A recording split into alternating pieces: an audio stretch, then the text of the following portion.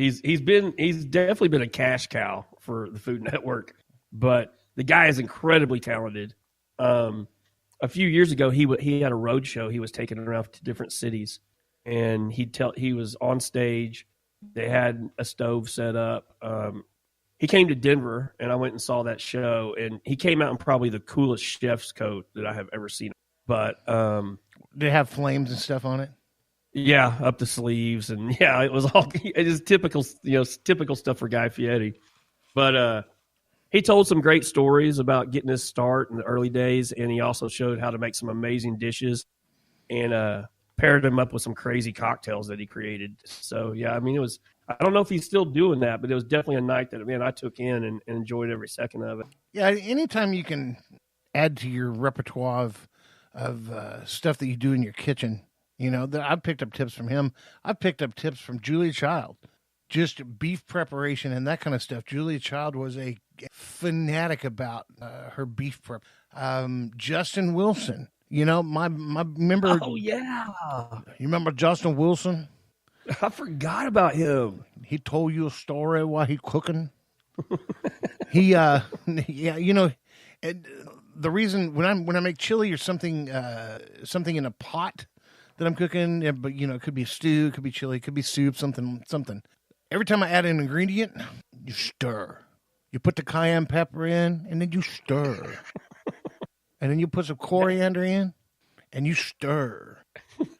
After every ingredient. You pick that up? Yeah, that's exactly where I picked that up. I don't do multiple ingredients. I put in one ingredient, and I stir. And I'll put in the next ingredient, and then I stir it. When I'm done with the ingredients, I let it cook for 15 minutes before I taste it.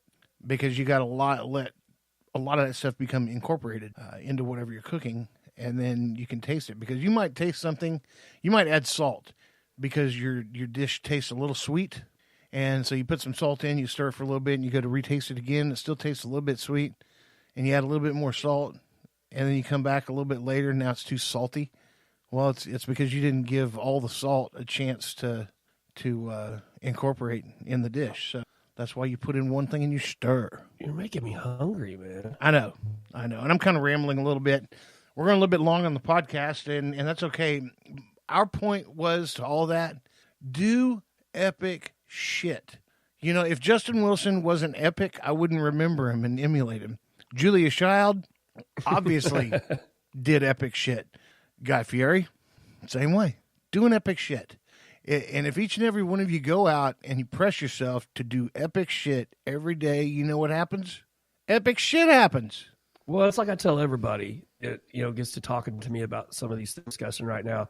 Don't ever limit yourself to dream big. If you're going to chase a dream, make sure it's a big dream. Sure. And don't stop until you catch it, There's nothing stopping any of us from doing anything that we can set our minds to. Not one thing is stopping it. Nope. The only thing that stops us is fear, and I'm telling you right now, fear is a lie.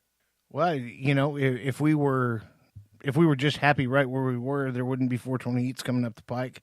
And if we were just happy with 420 Eats, we wouldn't have something else coming up the pike. But we do. Again, it's pretty epic. I'm not going to lay it out there because this is epic enough that we got to keep this hand close to our body until we're ready to play. But either way, you guys get out there and keep doing epic shit.